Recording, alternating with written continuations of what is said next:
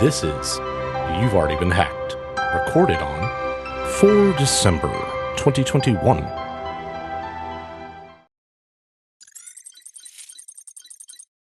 Okay, this week, not talking the news per se, although it's definitely timely and relevant. A colleague of mine sent me something that made me say, hey, we haven't really talked about this, at least in the podcast. Now, excuse me, it's something we talk about in my class that I teach, but I think it's a good primer for everyone that's listening to the podcast or anyone that finds us at some point in the future, because we talk about this topic all the time, and that's a cyber attack. And specifically, what, Professor, are the stages of a cyber attack?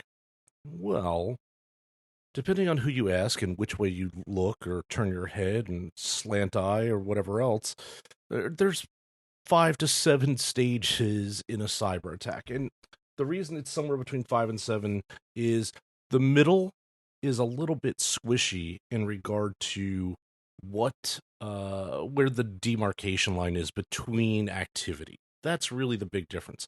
So I'm going to go through those stages this week, just so everyone kind of has a uniformed understanding of what goes into a cyber attack and how we diagnose the stages of a cyber attack. Okay, so stage 1. Pretty much everyone agrees that stage 1 is reconnaissance. So what do we mean by reconnaissance? Are we talking spy planes and secret agents and stuff? Well, maybe, but in cyber, it's a little bit not that way. Although if state actors are doing it, it could involve all sorts of things. The first stage in a cyber attack involves simply the gathering of information, right? So at this point, your cyber attackers are looking at anything they can that is most likely publicly available at this point. Maybe not publicly available, that's the wrong word. How about publicly accessible? That would include stuff that has ended up in breaches prior and is on the dark web or somewhere else, right? So if the information is out there and they can grab it, that's what they're going to be looking for. And they're doing this to build a portfolio of information so that they can craft their attack against the target of interest. Some of this could be scraping right off the company's website. It could be, like I said, taking information on current and former employees that's from previous breaches. Physical location of not just the headquarters, but of every location of the company, to include your data centers and stuff like that. Social media sites and posts, and anything else that you may use that is tethered to the public internet, or at least a publicly accessible internet.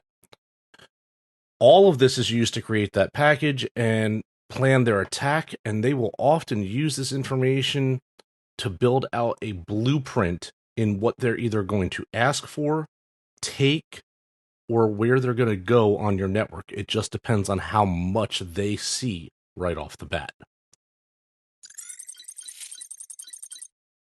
Stage 2, there's a little debate over stage 2 and where that starts, but essentially stage 2 could be a form of probing or scanning, which is still similar to reconnaissance, but it's a little deeper. This is where they've already identified the target. Now they're going in for that deeper level of information, right? They're going to attempt to go after specific items that are publicly accessible, that are part of your network. They're gonna use pings and port scans and all of that sort of stuff against your routers and your firewalls in order to see what ports are open and what vulnerabilities might be there, right? Router banners can give you wonderful amount of information in what you're going to do and what you're not going to do, depending on what the operating system version is that's out there. You could consider phishing as well part of the scanning phase, although it really, it depends, because that's also very active in the overall attempt to gain that foothold.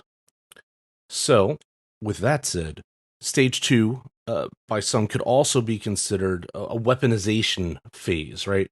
This is something else that's still very preparatory, where hackers are now looking at what type of exploits are available to them.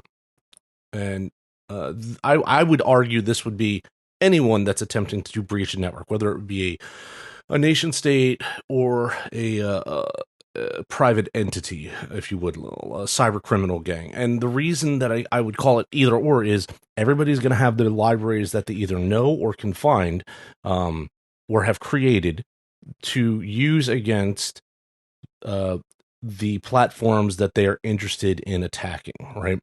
So they're going to look back at the libraries they've got, the scripts they have, the code they've made, or that they acquire, or that they buy, or whatever. And they may need to tweak it. They may change it, or they may just use it wholesale because it works so well that this is what we got and this is what we're going to go use. And that phase of it is kind of like ensuring the payload is going to get you the goods, or at least get you in, right?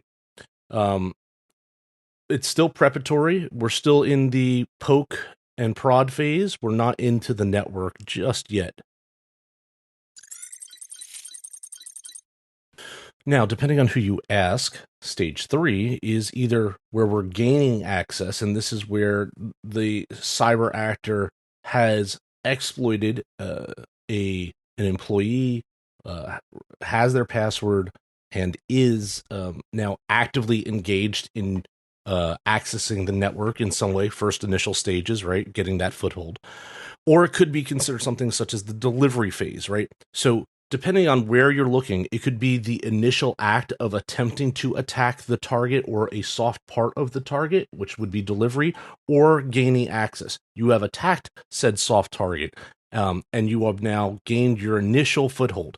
Doesn't mean that you're going to maintain any level of access at this point, but you're in. So you got your first W. Congratulations, bad guy. So stage 4. Stage 4 could be exploitation. So where we have now delivered the email and we're waiting for the individual to open the payload that's going to get us that initial foothold.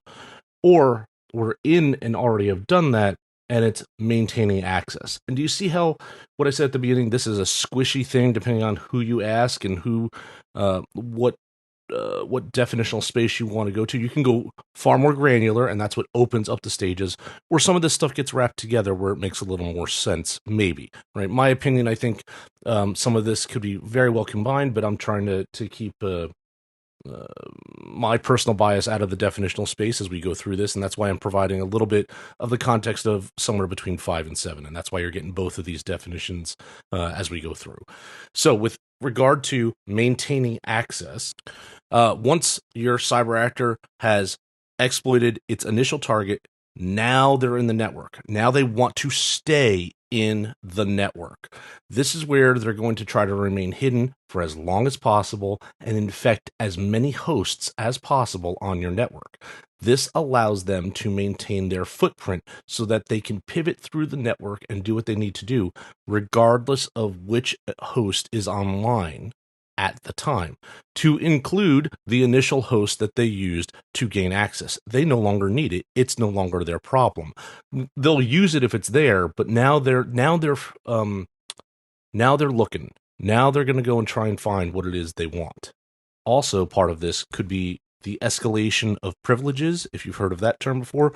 Basically, that means that the soft target that they got into may not give them the level of access they need to get where they want to get. So now they're going to attempt to get the administrator rights or something of a higher level of privilege within the network that will allow them to maneuver to the goods and services and software and IP and whatever else they're looking for, so that they can get to that and take the data they're interested in.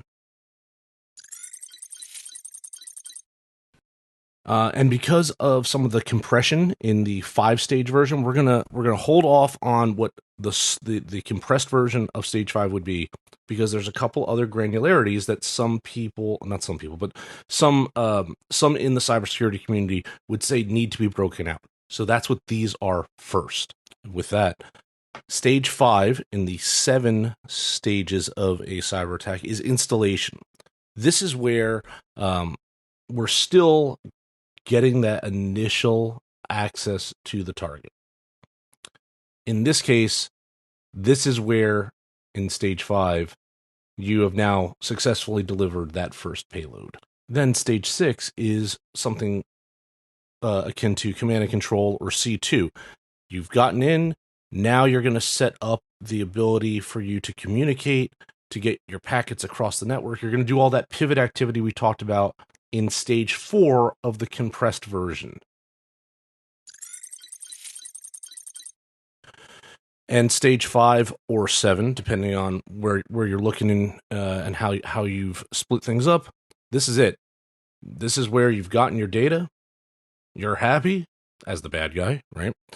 And now it's time to leave. And depending on your scruples, you're either going to leave behind messaging so that the victim knows that you were there, because it could be a ransomware operation or something of that nature, or you're going to take the time, energy, and effort to remove your software from the network so that you can hide the fact that you were there, right?